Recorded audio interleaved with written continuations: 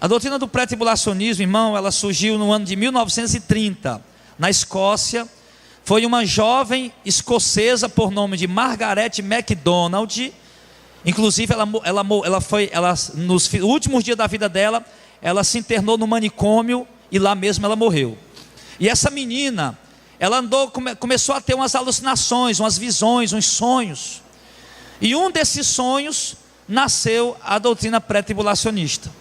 Na época havia vários teólogos, e existia uma seita chamada a seita dos Irvingitas, que era conhecido como os irmãos.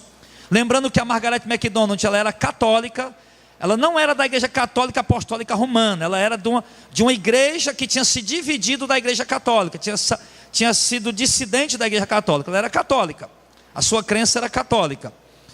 E então naquela época tinha um teólogo chamado John Nelson Darby.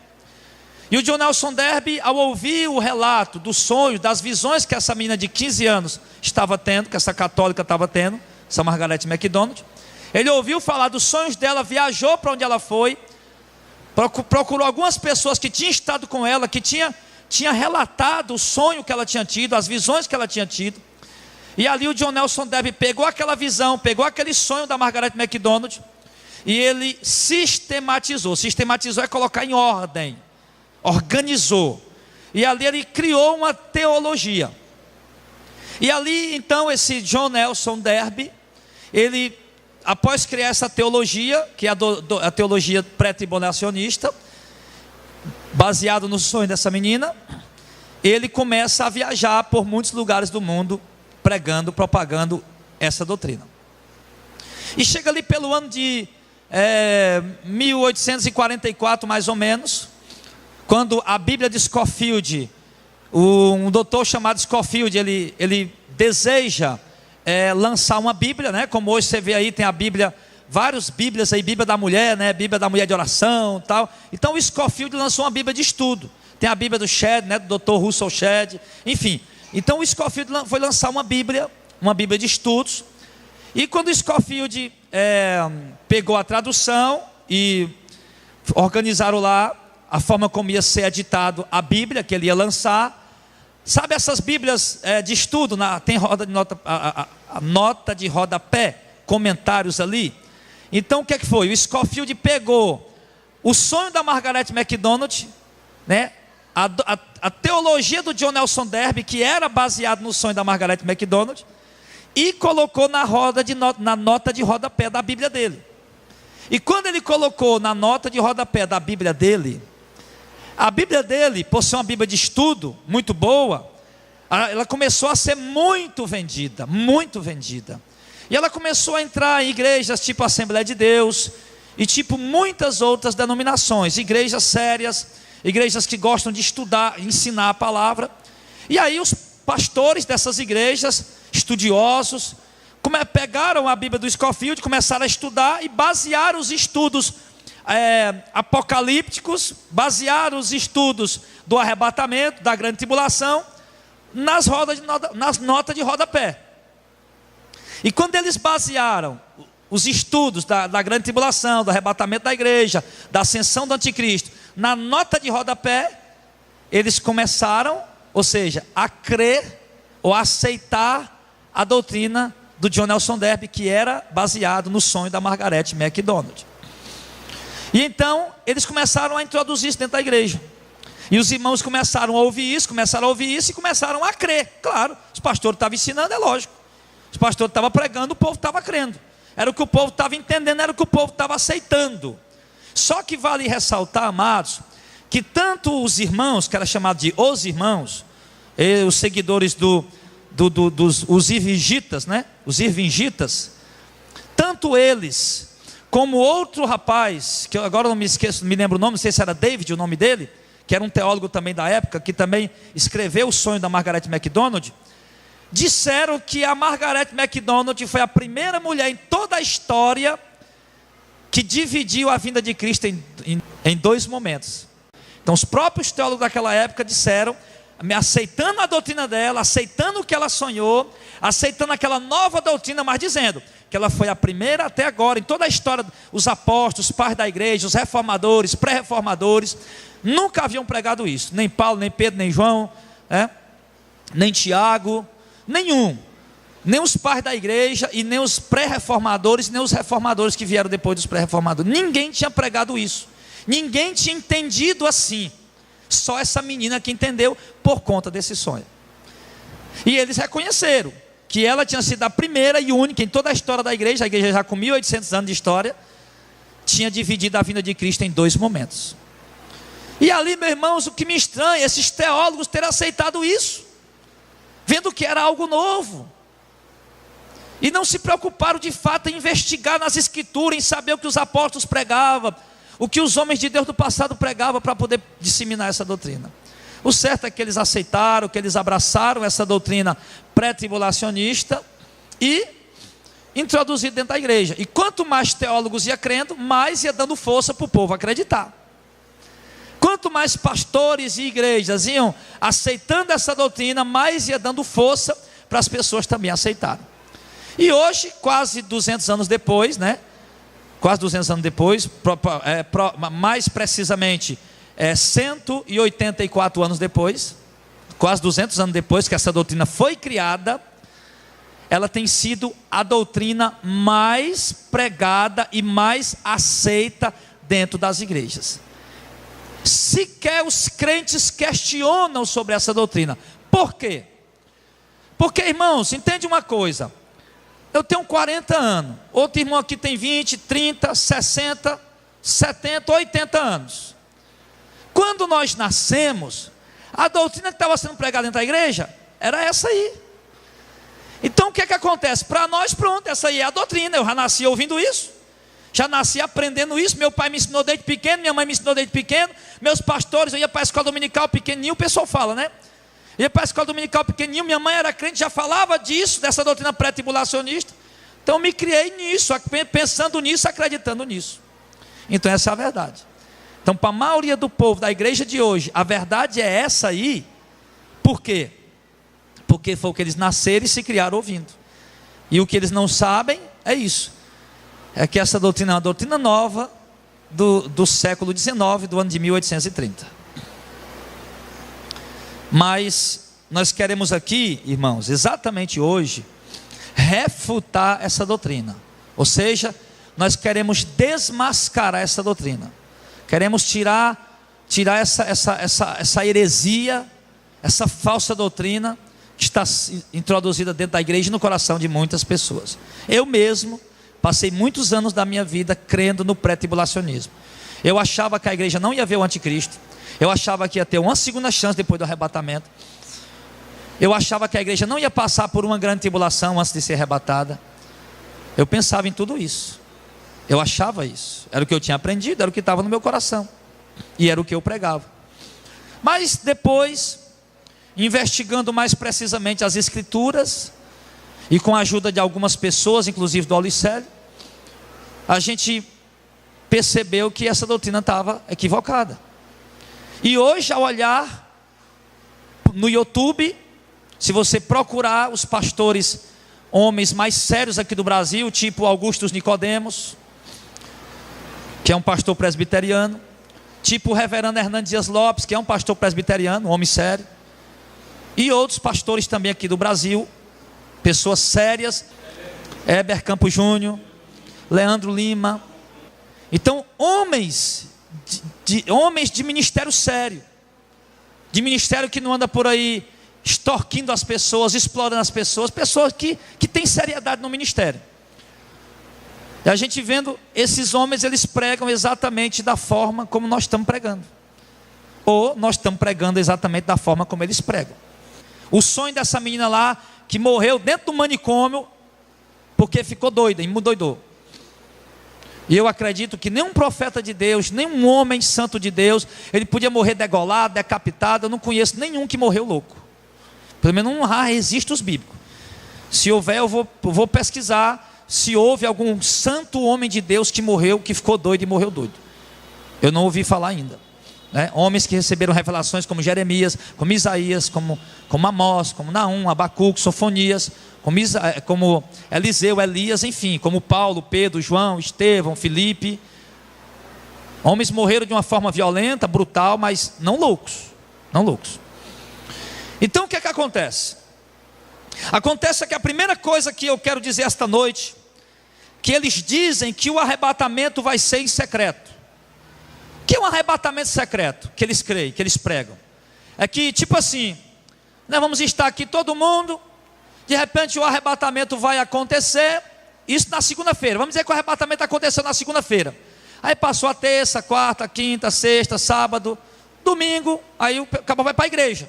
Chega na igreja, pai, cadê os irmãos? Cadê os crentes aí? Não, desapareceram. Eles sumiram. Então eles creem num tipo de um arrebatamento mais ou menos dessa maneira. Que vai acontecer, que ninguém vai ver o que é que houve, o que é que aconteceu. Mas a Bíblia diz o contrário. A Bíblia mostra que um arrebatamento não vai ser assim secreto. A Bíblia diz muito claramente que o arrebatamento vai ser visível, que todos verão Jesus vindo nas nuvens para resgatar a sua igreja. E isso nós vamos provar na Bíblia, tá? Mateus capítulo 24, vamos lá. Mateus capítulo 24. Nós vamos mostrar o que realmente a Bíblia diz. Eles dizem que o arrebatamento vai ser em secreto.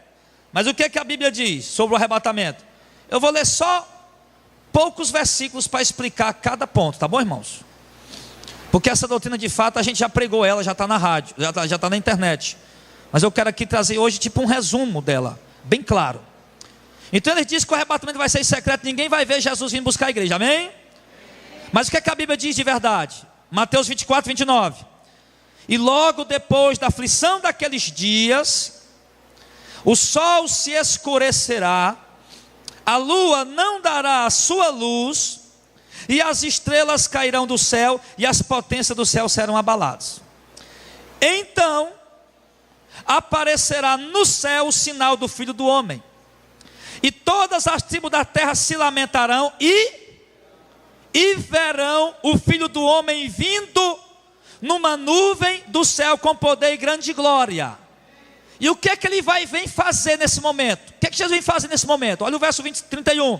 E ele enviará os seus anjos com rijo clamor de trombeta, os quais ajuntarão seus escolhidos desde os quatro ventos de uma a outra extremidade do céu. Amém.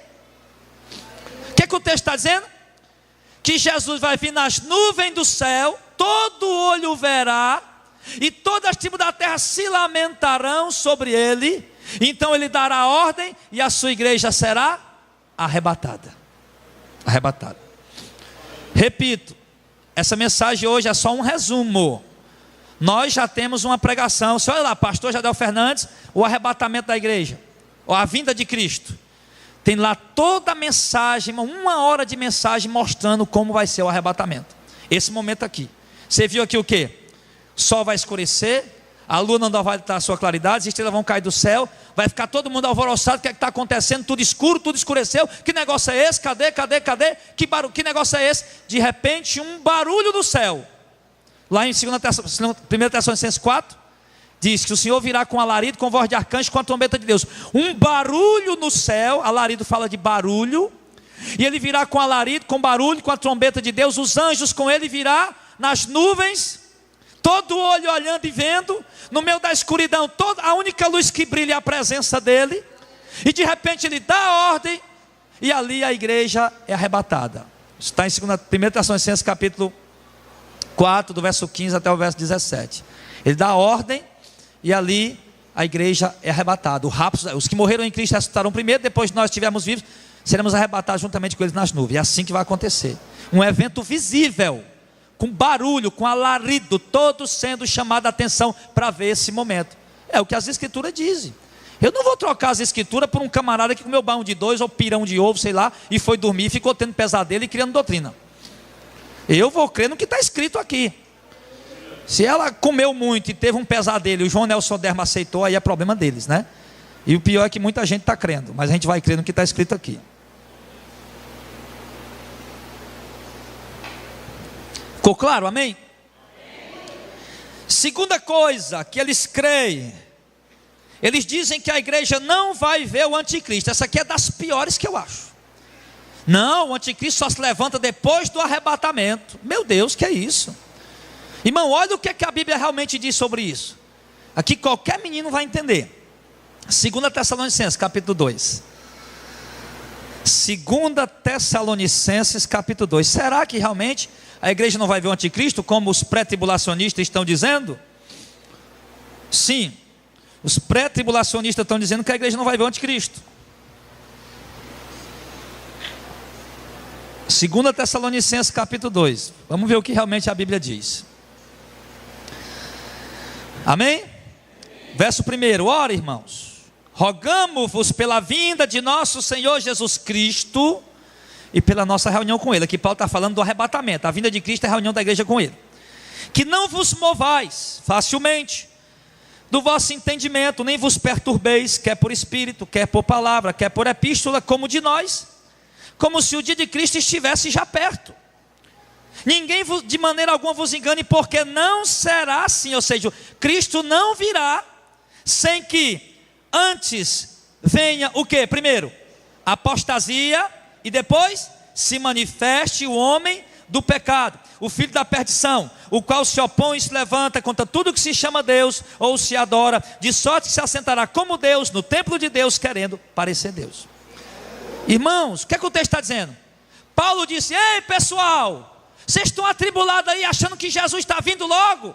Deixa eu dizer uma coisa para vocês: de maneira alguma Jesus voltará sem que primeiro aconteça a apostasia e se revele o anticristo. Deu para entender aí, não? Eu acho que qualquer criança que lê isso aqui vai entender. Cristo, Paulo está dizendo, irmão, Cristo não voltará de modo algum sem antes se manifestar o anticristo. Ou seja, irmãos, é preciso o anticristo se manifestar para que depois a igreja seja arrebatada. É o que Paulo está dizendo. É preciso que o anticristo se acenda, se manifeste, se revele no cenário mundial, para que aí então, depois disso, a igreja seja arrebatada. Então Paulo está dizendo o quê? Que a igreja, infelizmente, vai ter que ver o anticristo. A igreja, infelizmente, vai ter que contemplar, que ver a ascensão, a chegada dele, a manifestação dele. Mas aí chega um teólogo e diz: olha, mas espera aí. No versículo de número 5, ele continua dizendo: não vos lembrais de que estas coisas vos dizia quando ainda estava convosco? E agora vós sabeis o que eu detém, para que a seu tempo seja manifestado. Porque já o mistério da injustiça opera, somente há um que agora resiste até que do meio seja tirado. E então, quando isso for tirado, será revelado o iníquo, a quem o Senhor desfará pelo sopro da sua boca e aniquilará pelo espírito da sua vinda. Ou seja, tem alguma coisa que Paulo diz para os irmãos: olha, eu já falei para vocês o que é. Tem alguma coisa aí que está impedindo a manifestação dele. E quando essa coisa for tirada, então ele se manifesta. Aí chegam os teólogos dizendo o quê? Não, mas isso que tem que ser tirado é a igreja. Já ouviram isso? É a igreja, a presença da igreja, do Espírito Santo, que está impedindo a manifestação do anticristo. Irmão, você esqueceu do versículo 4 agora há pouco? Paulo está se contradizendo. Paulo acabou de dizer que a igreja, que o anticristo, que a igreja só vai ser tirada depois que o anticristo se manifeste. Aí agora Paulo fala de algo que nós nem sabemos o que é que ele está falando, que tem que ser tirado, e o camarada vem dizer que é a igreja? Sendo que Paulo já disse que a igreja só vai ser tirada depois do arrebatamento. Está entendendo, irmão, a confusão deles? Paulo acabou de dizer no verso 3, que a igreja vai ter que ver o anticristo, que o anticristo vai ter que se manifestar para depois a igreja ser arrebatada. Aí agora no verso 7 e 8, Paulo está dizendo que tem uma coisa no meio que está atrapalhando. Essa coisa precisa ser tirada para que o anticristo se manifeste. Aí o cara vem dizer que é a igreja. Não tem lógica, entendeu? Não tem como. Não, você está entendendo, amém? Não tem como, porque Paulo acabou de dizer claramente que a igreja vai estar aqui. Agora, o versículo 7 é obscuro, e o 8. Por quê? Porque ele diz, tem uma coisa que tem que ser tirada do meio. Quando essa coisa for tirada, então ele se manifesta. Aí o cara vem dizer que a igreja, o único que não pode ser é a igreja, porque Paulo diz claramente que a igreja vai ter que estar aqui, amém? Agora o que é nós não sabemos. A igreja daquele tempo sabia. Paulo disse, eu já disse a vocês o que é. Então quando isso for tirado, então vocês vão ver que ele vai se manifestar. Paulo estava exatamente explicando para a igreja. Olha, igreja, De maneira alguma ninguém vos engane, porque o arrebatamento não vai acontecer sem que primeiro aconteça a apostasia e se revele o anticristo. Agora tem uma coisa que está impedindo dele se manifestar. Quando isso for tirado do meio, então vocês vão ver ele se manifestar. Então não tem dificuldade nenhuma em aceitar isso aqui que a Bíblia está dizendo. É um texto claro, não é um texto obscuro. Você viu que os dois textos que nós lemos não precisa nem de hermenêutica, nem de exegese, nem de anel de teólogo no dedo. O primeiro diz que todo olho vai ver Jesus no céu ali vendo ele arrebatar a igreja. O segundo está dizendo claramente que a igreja só vai subir depois que o anticristo se levante. Pronto, é isso. Não tem dificuldade para entender isso. Agora, tem um povinho aí, meu irmão, coração duro, teimoso, mimado, que não quer aceitar isso. Não quer aceitar. Eu não estou pedindo para você aceitar o que eu digo. Estou pedindo para você aceitar o que as Escrituras dizem. E o próprio texto que nós lemos, ele revela isso claramente. O terceiro ponto que a doutrina pré-tribulacionista crê, que eles dizem, é que a igreja não vai passar por uma grande tribulação. Isso aqui, meu irmão, tem muita contradição da parte deles. Eu não estou falando a grande tribulação, preste bem atenção, de Mateus 24, de Marcos 13 e de Lucas 21, era para o povo judeu, que começou no ano 70 e terminou em 1948. Mateus não fala bem claro sobre isso, nem Marcos, mas Lucas diz, só falta dizer a data. Lucas diz até nomes, é tempo de ira sobre este povo, a grande tribulação, preste bem atenção, que Mateus fala, que Marcos fala, que Lucas fala, era para o povo judeu. Lucas explica isso claramente no capítulo 21, essa mensagem já está no YouTube também, colocamos ela anteontem. E ontem, duas mensagens, anteontem e ontem. Eu peço que vocês cheguem em casa, escutem hoje ou amanhã, para juntar com o que eu estou pregando hoje, para ficar bem claro para vocês ficar doutor mesmo nesse assunto, tá bom? Doutor em nome de Jesus. Então o que acontece? Então eles estão dizendo aí que a igreja não vai passar por uma grande tribulação, tá? Nós entendemos nas Escrituras que a Bíblia no Novo Testamento fala de pelo menos 4 tribulações. A primeira, Jesus é claro lá em Lucas 21, que explica Mateus 24 e Marcos 13, que a primeira tribulação que Jesus se refere naquele momento é para a igreja daquela época, a primeira igreja, a igreja primitiva. Isso a gente explicou bem claro no vídeo que está no YouTube aí. O segundo é a grande tribulação, o tema da pregação que está no YouTube explicando isso, a grande tribulação, veja o que estão escondendo de você, está lá, a gente colocou já ontem ou foi ontem. Então, o que acontece? Eles dizem que a igreja não vai passar por uma grande tribulação. E a gente entendeu, viu claramente ali, que Jesus falou de 2 tribulações. A primeira, para o povo, para os crentes daquela época, a primeira igreja. E a segunda lá mesmo, para o povo judeu. Está bem claro lá em Lucas 21. Depois a Bíblia revela mais 2 tribulações. Outra tribulação qual? A tribulação que virá sobre a igreja, que é essa que nós vamos ver agora, antes do arrebatamento. E a outra grande tribulação é a que virá depois do arrebatamento da igreja, que essa vai vir no mundo todo. Essa é a maior de todas, tá? Porque a grande tribulação que Jesus referiu foi só para o povo judeu. E aquela outra tribulação lá para os crentes daquela época. Depois virá outra para a igreja do arrebatamento. Você vê que todas são localizadas. Igreja, primeira igreja, povo judeu, igreja do arrebatamento. A quarta é para o mundo inteiro. Essa aí, de fato, nós não vamos passar. Vai ser depois do arrebatamento. Porém, a igreja, antes do arrebatamento, vai passar sim por uma grande tribulação. Eles dizem que não. Mas nós vamos ver agora os textos que mostram isso claramente, sem que nós tenhamos nem esforço para interpretar. O próprio texto diz claramente. O primeiro texto que prova que a igreja vai passar por uma grande tribulação, Apocalipse capítulo 7.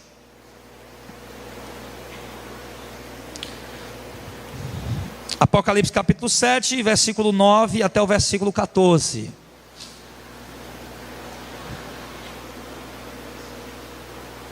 Está escrito assim: depois dessas coisas, eis aqui uma multidão a qual ninguém podia contar, de todas as nações e tribos e povos e línguas que estavam diante do trono e perante o Cordeiro, trajando vestes brancas e com palmas nas suas mãos. A Alicete conferiu tudo ali, ó. Conferiu tudo lá. E com palmas nas suas mãos, e clamavam com grande voz dizendo: salvação ao nosso Deus que está sentado no trono e ao Cordeiro. E todos os anjos estavam ao redor do trono e dos anciãos e dos 4 animais e prostraram-se diante do trono sobre o seu rosto e adoraram a Deus, dizendo: Amém. Louvor e glória e sabedoria e ações de graças e honra e poder e força ao nosso Deus para todo sempre. Amém. E um dos anciãos me falou dizendo: Estes que estão vestidos de vestes brancas, quem são e de onde vieram? E eu lhe disse: Senhor, tu sabes. Ou seja, eu não sei, mas tu sabes. E ele me disse: Estes são os que vieram de onde? De grande tribulação. Lavaram as suas vestes e as branquearam no sangue do Cordeiro. Amém. Então quer dizer, João está tendo aqui uma visão, aqui já, da igreja já arrebatada, as pessoas já diante do trono do Senhor. Essa visão aqui, meu irmão, já é depois do arrebatamento. Por quê? Porque ninguém vai estar diante do trono de Deus sem que seja depois do arrebatamento. Todo crente que está morrendo agora, ele não está indo para o céu, ele está indo para o paraíso. Ele está indo para o... Lembra quando Jesus falou para o ladrão na cruz? Hoje estará comigo aonde? No paraíso. No paraíso. Lembra da parábola de Lucas e do rico e do mendigo? Né? Onde é que o mendigo estava? No paraíso, no seio de Abraão. Então os crentes que morrem vão para o paraíso para esperar a ressurreição dos mortos e o arrebatamento para poder entrar na presença de Deus lá no céu, todo mundo de uma vez só. Por isso que ele diz que viu aqui gente de todas as tribos, povos, línguas e nações diante do trono. Então isso significa que o arrebatamento já tinha acontecido. Já tinha acontecido. Pastor, mas o arrebatamento acontece no capítulo 7 do Apocalipse? Não. O Apocalipse não é escrito em ordem cronológica. Ele está falando aqui de uma visão que era futura. As trombetas não tinham sido tocadas ainda. Você vê aqui, no capítulo 7, as trombetas não tinham sido tocadas ainda. Como é que o arrebatamento já tinha acontecido? O arrebatamento só ia acontecer depois da 7ª trombeta. Depois da 7ª trombeta. Lá em Apocalipse capítulo 11, capítulo 12, por aí. Tá? Não é escrito em ordem cronológica. Ele apenas está tendo uma visão do futuro. Como por exemplo, em Apocalipse 12, João está tendo uma visão do passado. Lá em Apocalipse 12 ele tem uma visão, né? Fala lá do nascimento de Cristo. De uma mulher vestida do sol, né? Senta em pé na lua e ela deu à luz um filho que há de reger todas as nações com vara de ferro, né? E depois desse filho ele foi perseguido, mas ele foi arrebatado para o trono de Deus. Aquele ali é Jesus, aquele ali é o Senhor. Só que João está mostrando uma visão também do passado. Enfim, Deus tem uns propósitos aí com essas visões. Porém, o que eu quero deixar bem claro para você essa noite, que nesse versículo de número 14, que quando o ancião perguntou: Ô João, esses aí que estão de veste branca, quem são eles? Eles vieram de onde? Você sabe? Ele disse: não sei, eu não sei. Mas, não, e o ancião disse o quê? Não, esses aqui são os que vieram de grande tribulação. Ou seja, e quem eram aqueles? A igreja. Quem eram aqueles? O povo de Deus, a igreja do Deus vivo, que veio de grande tribulação. Tanto os que morreram no passado que vão ressuscitar, como a igreja que vai passar pelo arrebatamento, que vai sofrer essa perseguição. E você vai ver isso claramente. Eles dizem que a igreja não vai passar por uma grande tribulação. Aqui nós já fizemos uma primeira prova, que a igreja vai sim passar por uma grande tribulação. A segunda prova contundente está em Apocalipse capítulo 13. Quando João está falando aqui da ascensão do anticristo, do versículo 13 até o versículo 6, ele fala aqui da ascensão do anticristo, uma besta de 7 cabeças e 10 chifres, né? Que também a gente já pregou sobre isso, explicou claramente quem é ela. O próprio Apocalipse revela quem é ela. Ele diz que aqui o anticristo se manifestou, ele começou a reinar, começou a dominar, e todo mundo está admirado, né? Quem pode batalhar contra a besta? Quem pode batalhar contra ela? No verso 4, todo mundo adorando ele. E no verso 7, ele diz: e foi-lhe permitido fazer guerra aos... Quem é os santos, irmão? A igreja. Foi-lhe permitido fazer guerra aos santos e vencê-los. E deu-se-lhe poder sobre toda tribo, língua e nação. Ele vai receber poder, o anticristo, sobre todo povo, tribo, língua e nação. E vai ser permitido ele fazer guerra aos santos, à igreja, e vencer a igreja. Assim como a igreja também foi perseguida no começo também, e foi vencida nesse sentido de perseguição. Ele vai fazer guerra aos santos e vencê-los, vai matar, vai perseguir e matar, tá? Então o texto é claro, o texto é contundente, não há dúvidas. Não há dúvidas. Ainda no Apocalipse agora 14, do verso 9 ao 13, no meio ali do reinado do anticristo, unido com o falso profeta. Eles já estão fazendo, ainda no versículo 15, né? Que sejam mortos. No Apocalipse 13, no verso 15, diz que ele faz com que sejam mortos quem não se prostrar diante da imagem da besta, não. E depois vai obrigar que todos, vai fazer que todos coloquem um sinal na mão ou na testa. Exatamente essa vai ser a estratégia dele para perseguir a igreja de uma forma lícita, porque ele não vai poder sair matando gente por aí à toa. Então ele vai ter que criar uma lei, que é o selo da besta, que todo mundo para comprar e vender tem que ter esse selo. E quem não aceitar esse selo, quem não se dobrar diante da imagem da besta, ele vai fazer que sejam mortos, que vão ser tidos como rebeldes contra o governo do anticristo, que é um homem, um político importante que vai se levantar no mundo, junto com o falso profeta. E eles vão criar essas leis exatamente para isso, porque a igreja é a única que não vai aceitar isso. Irmão, quem não vai aceitar o selo? Todo mundo.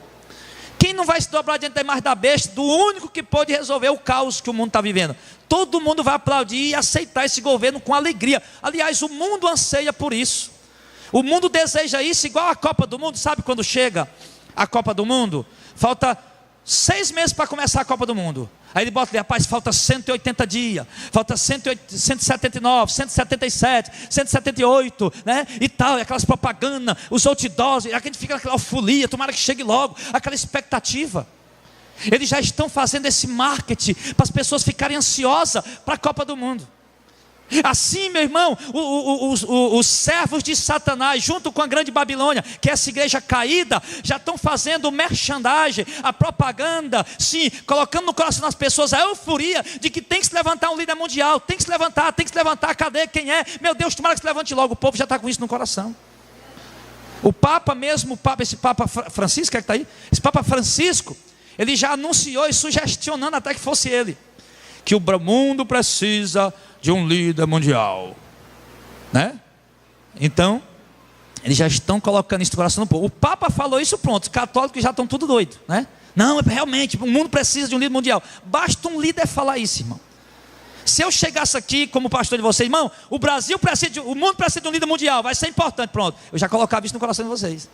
Já sai todo mundo, rapaz, é verdade, o pastor está certo, o mundo precisa de um líder mundial. É isso que eles estão fazendo, irmão. Estão colocando no coração das pessoas, estão eufóricas em relação a isso. As pessoas estão ansiosas em relação a isso, em relação à manifestação desse líder mundial. A Luciana, se parar, tu me avisa que eu paro também, que a gente não pode perder isso aí não.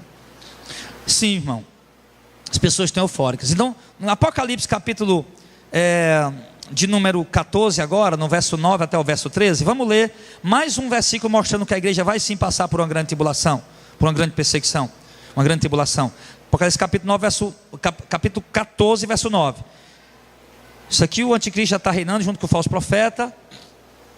E os seguiu o terceiro anjo dizendo, com grande voz: se alguém adorar a besta e a sua imagem, e receber o sinal na testa ou na mão, também o tal beberá do vinho da ira de Deus que se deitou, não misturado no cálice da sua ira, e será atormentado com fogo e enxofre diante dos santos anjos e diante do Cordeiro, e a fumaça do seu tormento sobe para todo sempre, e não tem repouso nem de dia nem de noite os que adoram a besta e a sua imagem, e aquele que recebe o sinal na mão, recebe o sinal do seu nome. Aqui está a paciência dos santos.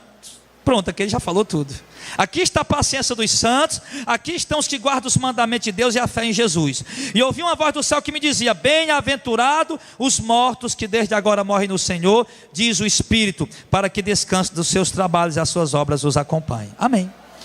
O que ele está dizendo? No meio do caos ali, o anticristo, irmão, olha, presta atenção, o povo está entendendo tudo errado, irmão. O anticristo, o reinado do anticristo é um tempo de grande tribulação para a terra. Que nada, meu irmão. O mundo vai estar vivendo o paraíso que eles desejaram a vida inteira. A grande tribulação com a manifestação do anticristo não é para o mundo não, filho, é para a igreja. O único que vai sofrer e ser perseguido, preso, torturado, mortos, vai ser a igreja. Nós vamos ter que fugir para os montes, vamos ter que fugir para os lugares, ter que abandonar nossos bens, nossas casas. Nossos filhos não vão mais poder estudar, não vão mais poder pagar colégio, ninguém vai poder mais trabalhar, porque para receber salário tem que ter o sinal da besta que ninguém pode comprar nem vender. Se não tiver, toda empresa vai adotar isso como sistema monetário único de moeda mundial. Vai ficar impossível de sobreviver. E a gente naquele momento, irmão, vamos, poxa vida, tem que abrir mão de tudo. Assim como a igreja primitiva sofreu aquela perseguição, tiveram que abrir mão de tudo, perderam seus bens, perderam tudo que tinham, tiveram que fugir para não morrer. Do mesmo jeito vai acontecer com a igreja antes do arrebatamento. Inclusive aquela perseguição da igreja no primeiro século, irmãos, nos primeiros séculos, exatamente traz uma alusão para a perseguição da igreja antes do arrebatamento. Por quê? Porque lá foi os religiosos judaicos e os políticos romanos que se uniram para perseguir a igreja e matar. E aqui no final dos tempos ele está mostrando o quê? Um religioso chamado de falso profeta e um político chamado de anticristo perseguindo a igreja. E o outro versículo ele diz aqui, né? Aqui está a paciência do santo. Por quê? Porque ele vai estar sendo obrigado, preste minha atenção. Por que aqui está a paciência dos santos, os que têm a fé e os que guardam o mandamento de Deus e a fé em Jesus? Aqui está a paciência dos santos. Aqui estão realmente os que têm fé em Jesus. Ele está falando. Por quê? Porque vai estar sendo obrigado a colocar o selo, vai estar sendo obrigatório aceitar a marca, se dobrar diante da imagem do anticristo, aceitar o sistema dele, vai estar sendo obrigatório. E o povo do anticristo está pregando: quem não se dobrar diante da besta, vai morrer. Aí surge um anjo, um mensageiro de Deus, você viu aí no verso 9 e 10, e no 11, dizendo que quem aceitar o sinal da besta, ou se curvar diante do seu sistema, vai beber do cálice da ira de Deus. Quer dizer, a coisa é estreita. Por um lado o governo dizendo, quem não aceitar vai morrer. E do outro lado Deus manda avisar, se aceitar vai ser condenado. E aí, o que acontece? Muitos vão dizer, não, eu vou aceitar que eu não quero morrer. Mas a igreja vai dizer, não, eu tenho que rejeitar. Porém, se eu morrer eu vou ser salvo. Se eu aceitar eu vou para o inferno. Mas se eu morrer eu vou ser salvo. Então aqui está a fé, a paciência dos santos, em suportar isso, em aguentar isso. Amém? E o terceiro texto que prova isso claramente, que a igreja vai sim passar por uma grande tribulação, inclusive por causa da manifestação do anticristo, certo? Apocalipse 20, vamos ver mais um texto que diz a igreja, eles dizem que a igreja não vai passar por uma grande tribulação e nem vai ver o anticristo, né? Vamos ver aqui, né? Vamos ver mais um texto que prova isso, que vai sim, que a igreja vai sim, né? A Bíblia diz o contrário do que eles pregam. Apocalipse 20, verso 4. E eu vi tronos, e assentaram-se sobre eles a quem foi dado o poder de julgar. E vi as almas daqueles que foram degolados pelo testemunho de Jesus e pela palavra de Deus, e que não adoraram a besta. Quer dizer, estavam aqui, e não adoraram a besta, nem a sua imagem, e nem receberam o sinal na mão e nem na testa, e viveram e reinaram com Cristo durante 1000 anos. Presta atenção numa coisa, irmão. O que é que o texto está dizendo? Eu vi a alma dos que foram degolados pelo testemunho de Jesus e pelo amor da palavra de Deus, né? Que não aceitaram o sinal da besta, nem o seu número, e nem se dobraram diante da sua imagem. Para o texto dizer isso, é preciso que nós estivéssemos aqui. Então, irmãos, como a gente está mostrando aqui, exatamente, para que a Bíblia possa dizer que eles foram degolados pelo testemunho que deram e por amor à palavra de Deus, não aceitaram o sinal e nem o número e nem a marca, é porque eles estavam aqui. Não faria sentido dizer que eles foram degolados, que eles por não ter aceitado a marca, se eles não estivessem aqui. Que loucura é essa? Então nós estamos vendo aqui claramente pessoas sendo mortas com a manifestação do anticristo. E essa é a igreja antes do arrebatamento. Antes do arrebatamento. Aí, meu irmão, alguns chegam a dizer, né? Outra coisa que eles dizem é o seguinte, inclusive, aliás, né? Não sei se você percebeu lá em Mateus 24, no verso 29, quando a gente começou a ler. Olha, sério, como é claro. Ele diz, depois da aflição daqueles dias, o sol escurecerá, a lua não dará a sua luz, as estrelas cairão do firmamento, os poderes do céu serão abalados. Então aparecerá o céu, o sinal do Filho do Homem, e todos os ativos da terra o verão e se lamentarão, e verão o Filho do Homem nas nuvens do céu com poder e grande glória. Ele dará a ordem dos seus anjos que levará a sua igreja. Depois da aflição daqueles dias, o arrebatamento aconteceria. Claro, muito claro. Mas aqui, aí eles dizem o que? Os pré-tribulacionistas. Não, mas esse povo aqui é o povo da segunda chance, porque é outra coisa que eles acreditam. Isso aqui na igreja já foi arrebatada, e esse pessoal aqui é o pessoal da segunda chance. Não, meu amado. não é o povo da segunda chance. Não vai ter segunda chance. Primeira coisa, antes de eu mostrar os versículos, não vai ter segunda chance. Deixa eu te perguntar. Tudo isso, tanto os pré-tribulacionistas, como mid-tribulacionistas, como pós-tribulacionistas, que somos nós, porque por causa da doutrina que é fiel e verdadeira, nós cremos que quando a igreja for tirada, o Espírito Santo vai junto, é lógico. Não tem sentido, o Espírito Santo vai ficar fazendo o que aqui?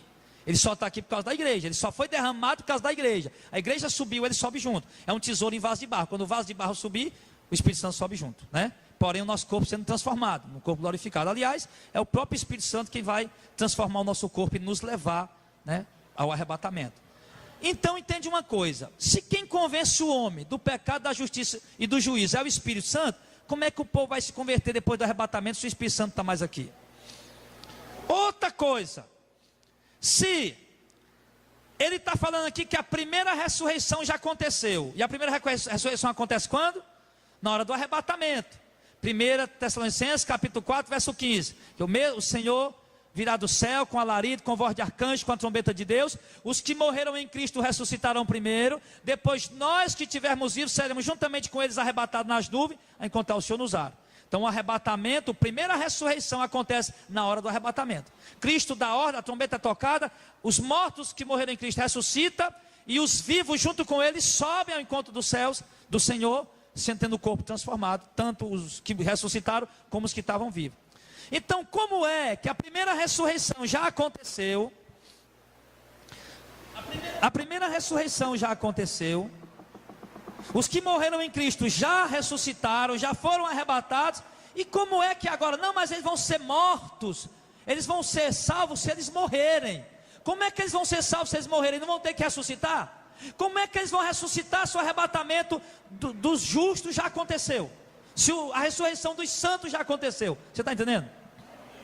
Ele diz, não, mas eles vão ser mortos, eles vão ser salvos, sabe como, pastor Jadel? O senhor não está entendendo. Eles vão ser salvos, eles vão ser mortos, é porque aí eles vão morrer para poder ser salvos. Duas coisas, quer dizer que então agora a salvação não é mais pela fé em Cristo, é pelo mérito do homem? Já que eles vão, se morrer vai ser salvo, então é pelo mérito dele. Outra coisa, a ressurreição dos justos já aconteceu. Não vai acontecer outra ressurreição do justo. O texto é claro: bem-aventurado e santo aquele que tem parte na primeira ressurreição. Sobre isso não tem poder a segunda morte. Então, se a primeira ressurreição já aconteceu na hora do arrebatamento, quem morrer depois, filho, não tem mais ressurreição para eles, para salvação. Tem a ressurreição para a condenação. Amém? Então não tem dificuldade. O texto explica claramente para nós que de fato a igreja irá passar por uma grande tribulação. E não haverá segunda chance. Não haverá segunda chance. Amor, não tem nenhum texto. Nenhum texto. O Auricélio perguntou a algumas pessoas que estavam tentando refutar essa nossa pregação na internet. E o Auricélio perguntou para eles o seguinte. O Auricélio perguntou: meu irmão, me diga uma coisa, me mostre só um versículo. Um único versículo que diga: haverá uma segunda chance. Não, basta um. A Bíblia tem mais de 30 mil versículos. Me mostre um que diga que vai ter uma segunda chance depois do arrebatamento. Só um eu fico satisfeito. Aí fica, não tem não. Tem. Na doutrina do John Nelson Darby e no sonho da Margaret MacDonald. No sonho deles tem. Mas na doutrina bíblica não tem. Aí tu vai crer em crer, criatura. Tu vai crer numa mulher que teve um sonho, ou tu vai crer no que está escrito? Em momento algum as escrituras dizem que haverá segunda chance depois do arrebatamento. Muito pelo contrário.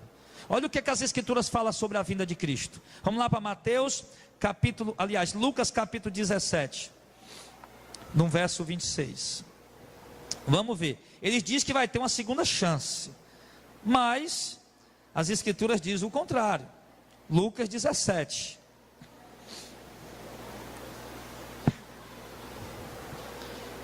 Lucas 17, 26.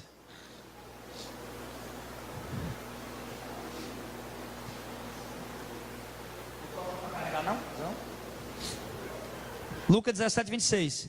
E como aconteceu nos dias de Noé, assim também será nos dias do Filho do Homem. Comiam, bebiam, casavam-se e davam-se em casamento, até o dia em que Noé entrou na arca e veio o dilúvio e consumiu a todos. Como também da mesma maneira aconteceu nos dias de Ló. Bebiam, comiam, compravam, vendia, plantava, edificava. Mas no dia em que Ló saiu de Sodoma, choveu fogo do céu e enxofre e consumiu a tudo. Assim será no dia em que o Filho do Homem se há de manifestar. Preste atenção numa coisa. Preste atenção numa coisa. Ele diz que os dias da vinda de Cristo será como nos dias de Noé e como nos dias de Ló, em Sodoma e Gomorra. Aqui ele fala de beber, de comer, de prostituição, né, de vício, drogas, homossexualismo. Tudo isso aí os pastores explicam. Mas outra coisa que ninguém coloca é duas coisas muito claras. Se vai ser como nos dias de Noé, tudo bem, comer, beber, se prostituir e tal, nós estamos vendo isso acontecer. Lógico que vai acontecer cada vez mais. Foi como no dia de Ló, prostituição, homossexualismo também, tudo isso tem. Isso nós estamos vendo acontecer e vamos ver também. Mas tem outro detalhe aqui. Se o dia do Filho do Homem vai ser como nos dias de Noé, como nos dias de Ló, eles não perceberam, até que Noé, aliás, entrou na arca e veio o dilúvio e destruiu a todos. Até que Ló saiu de Sodoma e depois choveu fogo do céu e destruiu a todos. Então preste atenção. Quando Noé entrou na arca e saiu, representa o arrebatamento. Deus deu salvação para mais alguém que ficou? Consumiu a todos. Teve segunda chance? Não. Morreu tudo que tinha na terra, que tinha fôlego de vida. Pereceu, morreu. Depois que Ló saiu de Sodoma, teve segunda chance para alguém? Choveu fogo do céu e consumiu a todos. Se Jesus disse que o dia da vinda dele vai ser desse jeito, meu irmão, então é porque todos serão consumidos depois do arrebatamento da igreja. A igreja é Ló, a igreja é Noé. Após a igreja santa ser tirada, meu irmão, o resto será consumido. Ah, pastor, mas é porque Noé não pregou. Pregou. O apóstolo Pedro chama Noé de pregoeiro da justiça. Pregoeiro da justiça. Noé foi pregoeiro da justiça. 120 anos construindo a arca e pregando o povo. Se arrependa. Eu até creio, eu até acredito, que teve até umas pessoas que foram lá. Ah, Noé, rapaz, o que você está fazendo? Não, estou fazendo aqui uma arca para salvação da minha casa. Deus vai destruir tudo. É mesmo, Noé? Rapaz, eu estou passando tanto problema, Noé. Alguém até chorou, ficou por ali um dia. Noé, pois eu acredito, vou ficar aqui, mas estou aqui. Talvez pode ter havido isso. Uma conjectura, né? Isso não está escrito. Mas depois sabe como é que é? Passou o dia, né, Noé? Não dá para mim não, rapaz. O negócio aqui é muita renúncia, né? Eu vou voltar para a minha vida mesmo. Eu sei que quando veio o dilúvio, não deu segunda chance para ninguém. Isso é muito claro. Amém? Segunda coisa, que mostra ainda mais claramente, que não vai haver, não, isso aqui já deixa claro para nós. Se Jesus disse que o dia da vinda dele vai ser como no dia de Noé e como nos dias de Ló, que depois que Noé, ele diz muito claramente, ó, comia, bebia, casava, dava sem casamento, verso 27, até o dia que Noé entrou na arca e veio o dilúvio e destruiu a todos. Noé entrou na arca, a igreja foi arrebatada, o resto pereceu. Mesmo jeito ele diz, como na mesma maneira nos dias de Ló, comia, bebia, comprava, vendia, plantava, edificava. Mas no dia que Ló saiu de Sodoma e Gomorra, o arrebatamento, choveu do céu fogo e enxofre e consumiu a todos. E o que é que ele diz no verso 30, para deixar mais claro ainda? Assim será no dia em que o Filho do Homem se manifestar. Ou seja, eu vou tirar meus Noé, eu vou tirar meus Ló, e o resto eu vou consumir. Amém. Mateus 25, para a gente fechar aqui esse ponto aqui. Esse quarto ponto. Vocês estão vendo, irmão, como é claro? É ou não é claro? É claro. É claro, é muito claro. Não tem dificuldade para a gente ver isso aqui. Tá? Mateus 25. Você vê aqui, irmão, eu não sou doutor em teologia. Eu não sou doutor em divindade. Eu sou um matuto do pé de serra. Mas eu me lembro do que Jesus disse. Bem-aventurado és tu, ó Pai, porque ocultasse essas coisas ao sábio instruído, revelaste aos pequeninos, porque assim te aprovo. Doutor não vai entender isso, escatólogo não vai entender isso, teólogo não vai entender isso, mas os pequeninos vão entender, porque eles são sabidos demais. E a Bíblia diz que, em Romanos capítulo 1, que pela sabedoria do homem, o homem não conheceu a Deus pela sua própria sabedoria. Porque Deus se revelou de uma forma louca. O judeu pede um sinal, os gregos pedem sabedoria. Aí Deus bota Jesus crucificado numa cruz. Nem é sinal para judeu e nem é inteligência para ninguém. Mas para nós que cremos é poder de Deus para nossa salvação. Então pronto. Então é para os pequeninos, doido, pé de serra, matuto, ou qualquer outro doido igual você que está aí, acreditando nisso. Irmãos, quem está acreditando nisso aqui, irmão? Vocês são doidos, não são não, irmão? Vocês beberam gasolina hoje, irmão? Como é que vocês estão crendo nessa doutrina que eu estou pregando, rapaz? Será que eu não sou um falso profeta ou um herege, não? Diga, pastor, você pode até ser um falso profeta ou um herege, mas pelo menos essa palavra de hoje você está mostrando na Bíblia, não tem como estar errado. Amém? Não tem como estar errado, está na Bíblia, está escrito. Ah não, eu comi pirão ontem de noite, um balão de 2 pesada, eu tive um sonho, irmão. Aí vou contar o sonho que eu tive aqui para fazer uma doutrina, que é isso. Mas enfim, vamos ver. Vamos ver se vai ter segunda chance. Mateus 25, só um instante, irmão, não vamos ler o versículo todo não, porque aí demora demais. Eu vou explicar para você que todo mundo conhece. Ele fala da palavra das 10 virgens, todo mundo conhece aí, amém?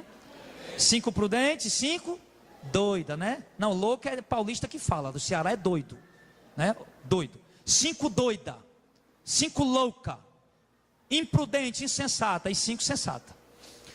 Quem era aquele? A igreja. Jesus disse, a igreja, né? Reino do céu também será como 10 virgens. A virgem é a igreja. Igreja do Senhor. Estava lá as 10. Só que 5 era prudente, tinha lâmpada e tinha azeite dentro.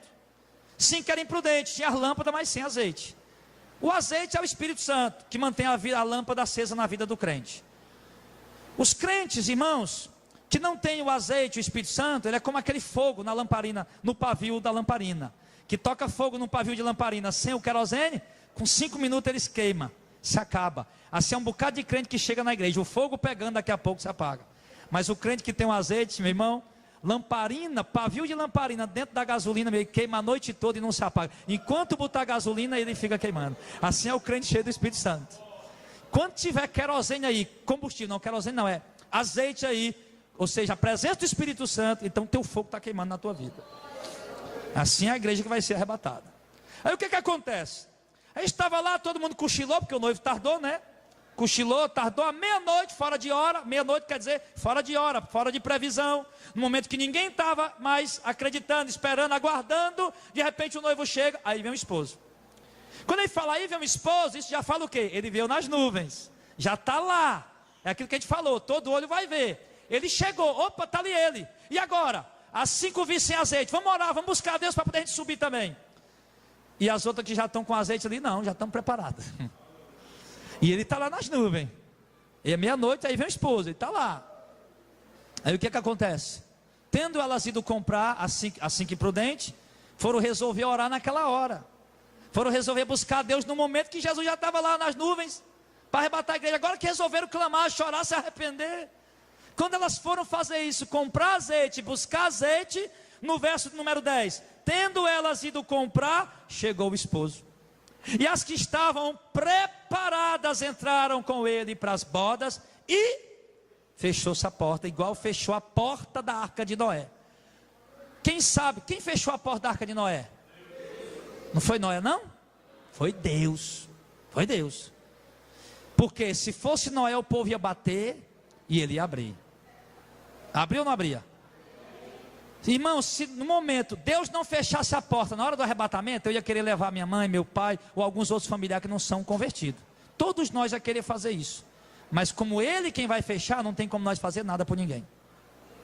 Então entrou as que estavam preparadas e fechou a porta. E depois, 11, chegaram também as outras virgens dizendo, isso aqui pode ser até o depois do arrebatamento, né? Depois a igreja já foi arrebatada, depois do arrebatamento chega as 10 virgens esperando a segunda chance. As segundas virgens, a igreja displicente, a igreja sem azeite, a igreja dos shows, a igreja que oprime o povo, a igreja que dá dízimo por obrigação, a igreja que distribui envelope, que faz campanha, que prega a teologia da prosperidade, a igreja que não leva a palavra de Deus a sério. Aí depois vai lá dizer, Senhor, abre a porta. O que é isso? Orar. Nós ouvimos falar que tinha uma segunda chance. Nós ouvimos falar que depois do arrebatamento o Senhor dá oportunidade, Senhor.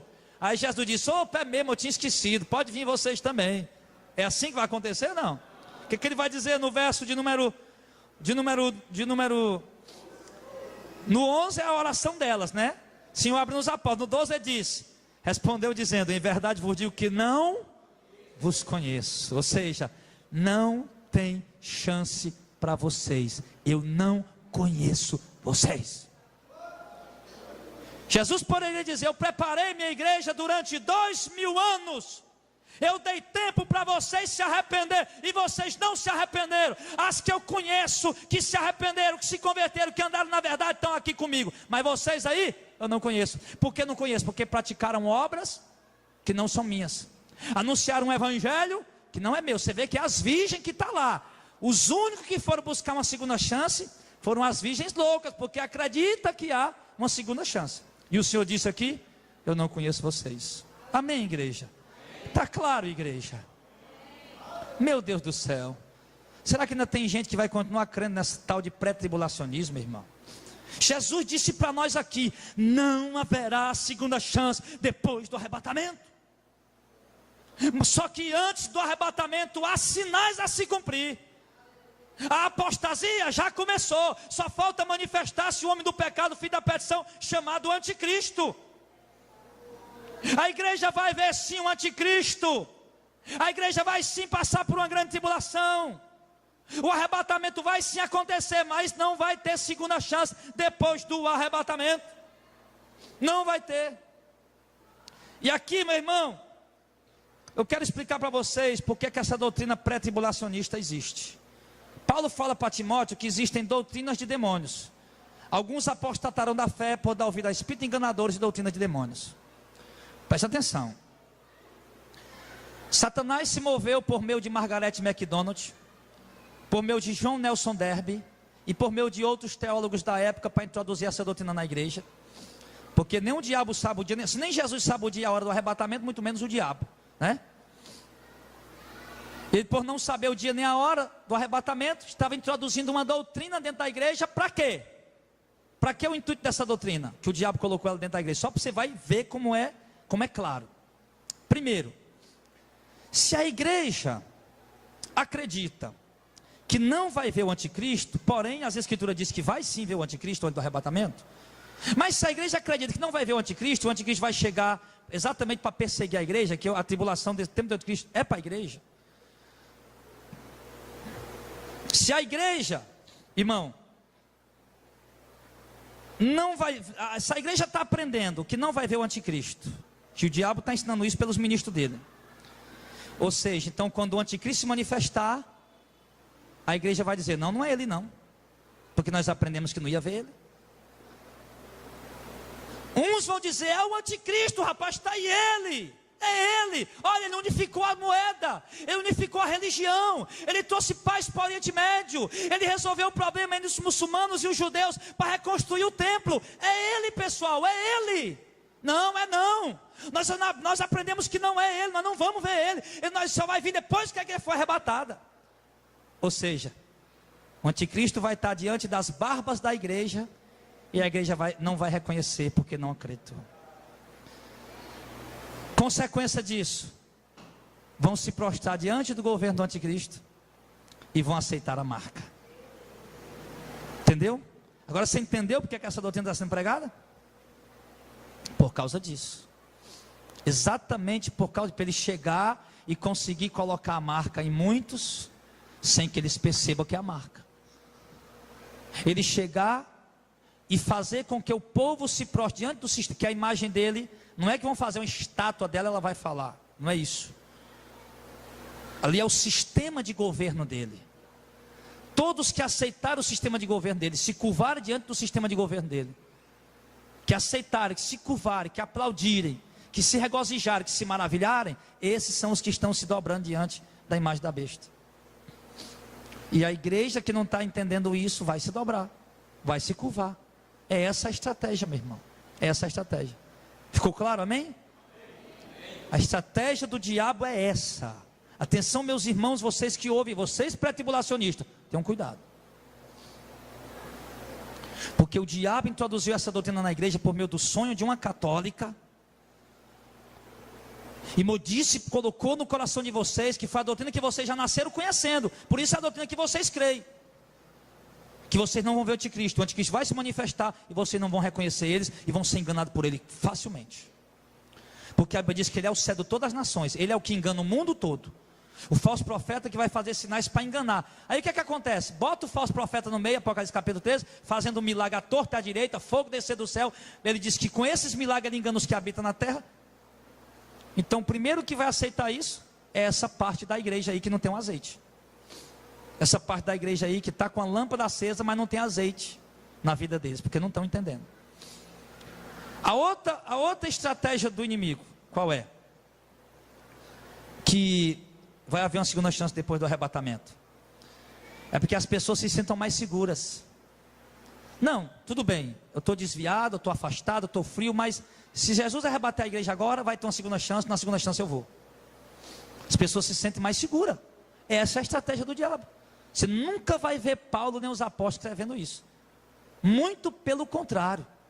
Eles dizem o quê? Vigiai, porque não sabei o tempo nem a hora em que o Senhor virá. Vigiai por quê? Porque só vai ter uma chance. Se tivesse uma segunda chance, eu tenho certeza Paulo teria dito. Irmãos, tudo bem, se quem não for da segunda chance, fica tranquilo, vai ter uma, quem não for da primeira vai ter uma segunda. Mas não. O diabo colocou isso na mente do povo para isso, meu irmão. Tem gente aí vivendo uma vida fria, sem buscar Deus, desanimado, distante de Deus, sem santidade. Não, vai ter uma segunda chance. A igreja foi arrebatada, tudo bem, eu vou ter uma chance depois disso.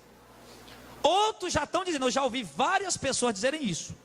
Presta atenção, vários relatos de pessoas dizendo, sabe o quê? Não, eu quero ir para a segunda, eu quero ficar para a segunda chance. Eu já ouvi relatos de pessoas dizendo isso. A Auricélio mesmo me contou um de pessoas conhecidas da família dele, um parente dele que disse o seguinte: estava com dinheirão para receber aí, né? E preferiu ficar. Não, Jesus não pode vir agora não. Preferiu ficar para receber o dinheirão, realizar os projetos. Não, na segunda vez eu vou. Como se fosse o Parajana, né? Ou o grande circular. Não, deixa eu passar da primeira, não deu tempo, mas na segunda eu vou. Que é isso, rapaz? Jesus só virá uma vez, uma única vez. Se prepare, igreja, porque a trombeta vai tocar. Ele vai vir nas nuvens, e quando ele estiver lá em cima, não vai dar tempo para se arrepender. Se arrepender quando estiver vendo nas nuvens. O tempo é hoje, o tempo é agora. Porque Jesus nos adverte, para concluir em Lucas 12. O diabo quer pregar a igreja despreparada, mas não vai pregar, porque nós vamos pregar essa mensagem, irmão. Vamos avisar para os crentes, irmão, não se engane, não vai ter segunda chance. Vocês vão ver sim o anticristo. Se prepare para sofrer, se prepare para ser perseguido, se prepare para essa grande tribulação. Não, mas Deus é bom, não vai deixar que ser perseguido. Então quer dizer que Deus foi mal com os apóstolos? Como disse o Auricélio aqui um dia, muito sabiamente, vai dizer para o apóstolo Pedro que não vai ter segunda chance, que não vai passar por uma tribulação. Ele foi crucificado de cabeça para baixo. Vai dizer para Paulo que açoitou, foi chicoteado, degolado, que não vai passar por uma grande tribulação. Vai dizer para ele. Vai dizer para aqueles cristãos pendurados em poste, banhados em piches e pegando fogo vivo para iluminar os jardins de Nero. Vai dizer para eles que não vai ter tribulação. Vai falar para eles. Vai dizer, meu irmão, para Barnabé que foi morto a paulada com requinte de crueldade. Vai dizer para Tiago menor que foi arrastado pelas ruas até que seus membros fossem despedaçados. Vai dizer para ele: não, irmão, não vai ter tribulação não, Deus é bom. Vai falar isso para eles, para ver se eles creem. Vai falar para aqueles crentes lá dentro da arena do Coliseu, sendo comido por leões, sendo rasgado por cachorros e chifrado por touros violentíssimos, servindo de espetáculos, morrendo de mortes brutais. Vai dizer para aquele povo que não vai ter tribulação, que Deus é bom, que não vai ter tribulação. Irmão, nós vemos em toda a história do povo de Deus, Deus sempre permitiu o seu povo passar por grandes provas. Deus sempre permitiu o seu povo passar por grandes tribulações, por grandes adversidades, e ali Deus estava provando a fé daquele povo, e aqueles que foram aprovados na sua fé, foram achados dignos diante de Deus, de andarem de branco diante do Senhor Jesus. É o que ele diz em Apocalipse capítulo 7, esses são os que branquearam suas vestes no sangue de Cordeiro, por isso são dignos de andar com ele. Só quem nessa grande tribulação que virá sobre a igreja, só quem lavar suas vestes no sangue de Cordeiro é quem vai ser digno de andar com ele, meu irmão. Então nós temos que nos preparar para essa hora. Para concluir, Jesus nos manda Mateus 20 Lucas 12, verso 35. E estejam cingindo os vossos lombos, e acesas as vossas candeias, Sejam vós semelhantes aos homens que esperam o Senhor quando houver de voltar das bodas, para que quando vier a bater logo possa abrir. Bem-aventurado aqueles servos, os quais quando o Senhor vier achar vigiando. Em verdade vos digo que se cingirá e os fará sentar à mesa, e chegando-se os servirá. E se vier na segunda vigília, se vier na terceira vigília, se vier e achar assim, bem-aventurados são os tais servos. Sabei, porém, isso: se o pai de família soubesse a que hora havia de vir o ladrão, e vigiaria e não deixaria a sua casa ser arrombada. Portanto, estejais vós também apercebido, porque o Filho do Homem virá a hora em que não imagineis. Ele nos manda o quê? Vigiar. Nós não sabemos que hora vai acontecer isso. Pastor, você não acabou de falar que nós vamos ver nas nuvens do céu? Vamos, mas quando ele aparecer na nuvem do céu não tem mais chance. A hora que ele vai vir nas nuvens do céu para arrebatar a igreja, acabou-se a oportunidade. Opa, Jesus é mesmo, ele veio. Ô Jesus, me perdoa. Ele manda vigiar, porque quando ele vier naquele dia, ele vem para juízo. Ele vem com justiça, para salvar quem obedeceu, quem creu, quem temeu, quem se submeteu, quem renunciou. Prepara a tua vida, igreja, para se encontrar com o Senhor.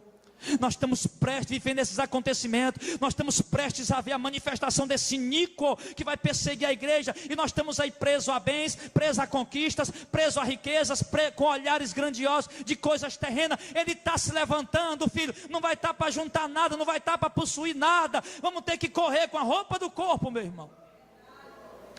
Lucas 21. Quem estiver no telhado, que não desça em casa para pegar nada. Quem estiver nos campos, não entra na cidade.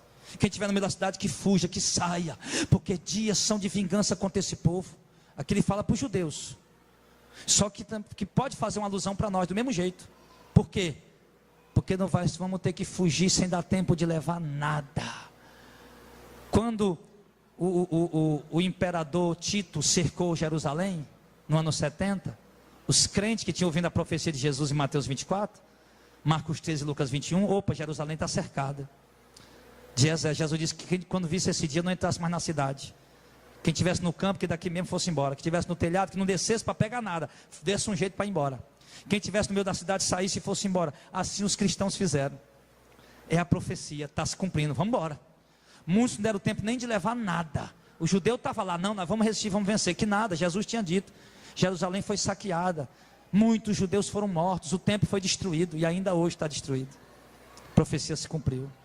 Então, meu irmão, a doutrina pré-tribulacionista é um equívoco, e eu a considero uma heresia destrutiva, destruidora. Por quê? Claro que a gente tem que ter cuidado quando fala de assuntos escatológicos, porque de fato há muitos textos obscuros que precisam ser interpretados de uma maneira muito cuidadosa. Porém, essa doutrina ela é facilmente refutada, porque os argumentos bíblicos são muito mais fortes do que o sonho da Margarete e do que a doutrina do John Nelson Darby. Os argumentos bíblicos são contundentes. Haverá um arrebatamento, uma chance, uma ressurreição para a vida. Não haverá segunda chance depois do arrebatamento. E haverá a ascensão do anticristo. A igreja vai sofrer com a ascensão dele. Mas é nesse tempo que Deus peneira os que estiverem vivos aqui na terra. Sim, quem estiver vivo vai ter que passar por isso. Não sei se nós vamos estar vivos aqui. A gente crê que vai ser logo, mas os apóstolos também creram que era logo, e não aconteceu. Todos eles morreram. A gente crê que vai ser logo. Não sei. Mas quem estiver vivo vai ver o que nós estamos falando, o que a Bíblia está falando, aliás. Então, meu irmão, coloca essa palavra no seu coração e creia nas Escrituras em nome de Jesus.